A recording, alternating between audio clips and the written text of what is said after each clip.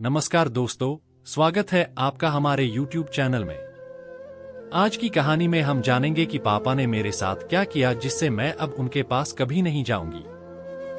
चलिए कहानी को शुरू करते हैं। लेकिन उससे पहले अगर आप चैनल पर नए हैं तो चैनल को सब्सक्राइब करना ना भूलें। वीडियो पसंद आए तो वीडियो को लाइक करके कमेंट जरूर करें। चलिए कहानी पर वापस आते हैं। अपने जीवन में जुड़े नए अध्याय की समीक्षा कर रही थी, जिसे प्रत्यक्ष रूप देने के लिए मैं दिल्ली से मुंबई की यात्रा कर रही थी और इस नए अध्याय के बारे में सोचकर अत्यधिक रोमांचित हो रही थी। दूसरी ओर जीवन की दुखद यादें मेरे दिमाग में तांडव करने लगी थी। उफ, मुझे अपने पिता का अहंकारी रौद्र रूप याद आने लगा। स्त्री के किसी भी रूप के लिए उनके मन में सम्मान नहीं था। मुझे पढ़ाया लिखाया, लेकिन अपने दिमाग का इस्तेमाल कभी नहीं करने दिया। पढ़ाई के अलावा किसी भी गतिविधि में मुझे हिस्सा लेने की सख्त मनाही थी। घड़ी की सुई की तरह कॉलेज से घर और घर से कॉलेज जाने की ही इजाजत थी। नीरस जीवन के चलते मेरा मन कई बार कहता कि क्या पैदा करने से बच्चे अपने माता पिता की संपत्ति बन जाते हैं कि जैसे चाहा वैसा उनके साथ व्यवहार करने का उन्हें अधिकार मिल जाता है। लेकिन उनके सामने बोलने की कभी हिम्मत नहीं हुई। माँ भी पति की परंपरा का पालन करते हुए सहमत न होते हुए भी उनकी हाँ में हाँ मिलाती थी। ग्रेजुएशन करते ही उन्होंने मेरे विवाह के लिए लड़का ढूंढना शुरू कर दिया था। लेकिन पोस्ट ग्रेजुएशन करने के बाद ही मेरा विवाह विवेक से हो पाया। मेरी इच्छा या अनिच्छा का तो सवाल ही नहीं उठता था। गाय की तरह एक खूंटे से खोलकर मुझे दूसरे खूंटे से बांध दिया गया। मेरे सास ससुर आधुनिक विचारधारा के तथा समझदार थे। विवेक उनका इकलौता बेटा था। वह अच्छे व्यक्तित्व का स्वामी तो था ही, पढ़ा लिखा, कमाता भी अच्छा था और मिलनसार स्वभाव का था। इकलौती बहू होने के चलते सास ससुर ने मुझे भरपूर प्यार दिया। बहुत जल्दी मैं सबसे घुल मिल गई। मेरे मायके में पापा की तानाशाही के कारण दमघोंटू माहौल के उलट यहाँ हरेक के हक का आदर किया जाता था, जिससे पहली बार मुझे पहचान मिली तो मुझे अपने आप पर गर्व होने लगा था। विवाह के बाद कई बार पापा का पगफेरे की रस्म के लिए मेरे ससुर के पास मुझे बुलाने के लिए फोन आया। लेकिन मेरे अंदर मायके जाने की कोई उत्सुकता न देखकर उन्होंने कोई न कोई बहाना बनाकर उन्हें टाल दिया। उनके इस तरह के व्यवहार से पापा के अहं को बहुत ठेस पहुंची।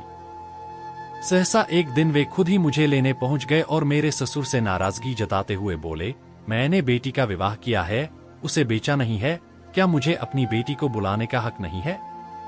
अरे नहीं समधी साहब, अभी शादी हुई है, दोनों बच्चे आपस में एक दूसरे को समझ लें, यह भी तो जरूरी है। अब हमारा जमाना तो है नहीं। परंपराओं के मामले में मैं अभी भी पुराने ख्यालों का हूँ। पापा ने उनकी बात बीच में ही काटकर बोला तो सभी के चेहरे उतर गए। मुझे पापा के कारण की तह तक गए बिना इस तरह बोलना बिल्कुल अच्छा नहीं लगा, लेकिन मैं मुखदर्शक बनी रहने के लिए मजबूर थी। उनके साथ मायके आने के बाद भी उनसे मैं कुछ नहीं कह पाई, लेकिन जितने दिन मैं वहां रही, उनके साथ नाराजगी के कारण मेरा उनसे अनबोला ही रहा। परंपरानुसार विवेक मुझे दिल्ली लेने आए तो पापा ने उनसे उनकी कमाई और उनके परिवार के बारे में कई सवाल जवाब किए। विवेक को अपने परिवार के मामले में पापा का दखल देना बिल्कुल नहीं सुहाया। इससे उनके अहं को बहुत चोट पहुंची। पापा से तो उन्होंने कुछ नहीं कहा, लेकिन मुझे सब कुछ बता दिया। मुझे पापा पर बहुत गुस्सा आया कि वे बात करते समय यह भी नहीं सोचते कि कब, किससे, क्या कहना है। मैंने जब पापा से इस बारे में चर्चा की तो वे मुझ पर ही बरस पड़े कि ऐसा उन्होंने कुछ नहीं कहा जिससे विवेक को बुरा लगे। बात बहुत छोटी सी थी, लेकिन इस घटना के बाद दोनों परिवारों के अहं टकराने लगे। उसके बाद पापा एक बार मुझे मेरी ससुराल से लेने आए तो विवेक ने उनसे बात नहीं की। पापा को बहुत अपमान महसूस हुआ। जब ससुराल लौटने का वक्त आया तो विवेक ने फोन पर मुझसे कहा कि या तो मैं अकेली आ जाऊं वरना पापा ही छोड़ने आए। पापा ने साफ मना कर दिया कि वे छोड़ने नहीं जाएंगे। मैंने हालत की नजाकत को देखते हुए बात को तूल न देने के लिए पापा से बहुत कहा कि समय बहुत बदल गया है, मैं पढ़ी लिखी हूं, मुझे छोड़ने या लेने आने की किसी को जरूरत ही क्या है, मुझे अकेले जाने दें। माँ ने भी उन्हें समझाया कि उनका इस तरह अपनी बात पर अड़ना रिश्ते के लिए नुकसानदेह होगा, लेकिन वे टस से मस नहीं हुए। मेरे ज्यादा जिद करने पर वे अपनी इज्जत की दुहाई देते हुए बोले, तुम्हें मेरे मान सम्मान की बिल्कुल चिंता नहीं है। मैं अपने पति को भी जानती थी कि जो वे सोच लेते हैं करके छोड़ते हैं। न विवेक लेने आए न मैं गई। कई बार फोन से बात करने की कोशिश की, लेकिन उन्होंने बात नहीं की। पापा के अहंकार के कारण मेरा जीवन त्रिशंकु बनकर रह गया। इन हालात को न सह सकने के कारण मां अवसाद में चली गईं और अचानक एक दिन उनकी हृदयाघात से मृत्यु हो गई। इस दुखद घटना के बारे में भी पापा ने मेरी ससुराल वालों को सूचित नहीं किया, तो मेरा मन उनके लिए वितृष्णा से भर उठा। इन सारी परिस्थितियों के जिम्मेदार मेरे पापा ही तो थे। मां की मृत्यु की खबर सुनकर आए हुए सभी मेहमानों के वापस जाते ही मैंने गुस्से के साथ पापा से कहा, क्यों हो गई तसल्ली? अभी मन नहीं भरा हो तो मेरा भी गला घोंट दीजिए। आप तो बहुत आदर्श की बातें करते हैं न, तो आपको पता होना चाहिए कि हमारी परंपरा अनुसार दामाद को और उसके परिजनों को बहुत आदर दिया जाता है, और बेटी का कन्यादान करने के बाद उसके माता पिता से ज्यादा उसके पति और ससुराल वालों का हक रहता है। जिस घर में बेटी की डोली जाती है उसी घर से अर्थी भी उठती है। आपने अपने अह के कारण बेटी का ससुराल से रिश्ता तुड़वाकर कौन सा आदर्श निभाया है? मेरी सोच से तो परे की बात है, लेकिन मैं अब इन बंधनों से मुक्त होकर दिखाऊंगी।